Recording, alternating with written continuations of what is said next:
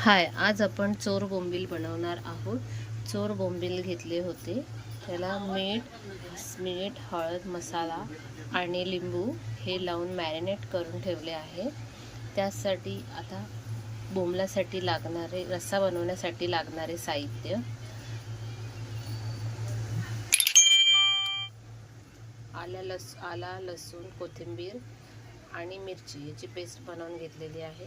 चिंच भिजत घातलेली आहे आणि वाटण्यासाठी घेतलेले साहित्य: सुकं खोबरं 1 वाटी, थोडी कोथिंबीर, भाजलेला कांदा, टोमॅटो।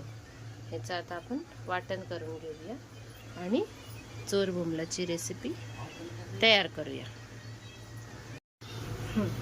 आता आपण चोर बोंबीलचा रस्सा बनवणार आहोत। रस्स्यासाठी लागणारे साहित्य मी तर पहिल्या ह्याच्यात दाखवलेच आहे व्हिडिओमध्ये, पण तरी दाखवते। आलं, लसूण, मिरची, कोथिंबीर याची पेस्ट आहे। चिंच भिजत घातली होती।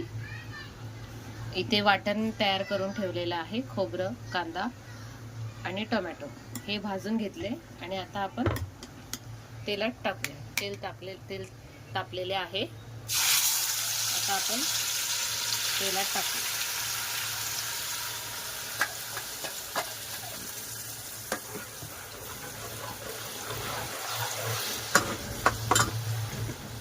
त्यामध्ये मसाले टाकूया।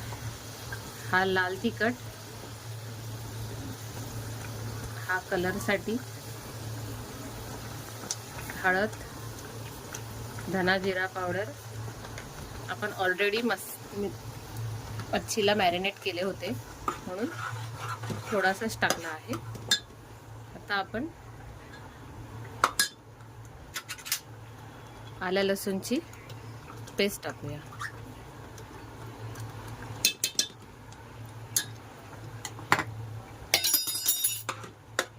आता आपण चांगले भाजून घेऊया। पूर्ण बाजूला तेल सुटेपर्यंत छान भाजून घ्यायचं आहे। हे बघा, असं मसाल्याला तेल सुटलं पाहिजे। आणि त्याच्यानंतर आता आपण पाणी टाकून घेऊया। जे वाटणाचं पाणी होतं, आपल्याला जसा पाहिजे तसा आपण रस्सा करून घ्यायचा।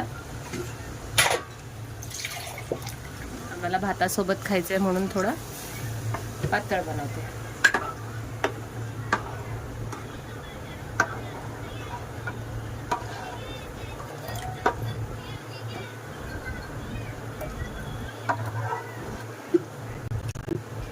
आता आपण त्याच्यामध्ये चिंच टाकू आणि उकळ आल्याच्या नंतरच बोंबील टाकायचे, कारण चोर बोंबील पटकन शिजतात।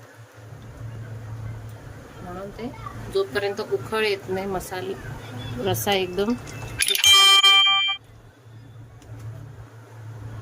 चिंच टाकायची आंबट असा।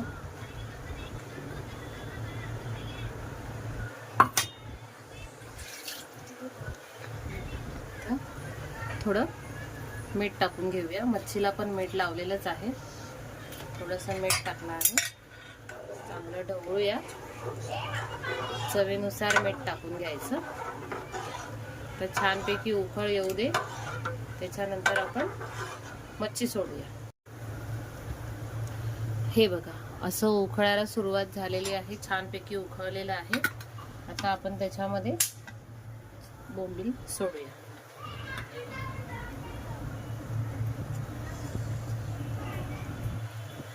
एक जास्तीत जास्त 5 मिनिटं फक्त ठेवायची, लगेच गॅस बंद करायचा, कारण ही मच्छी लगेच शिजते।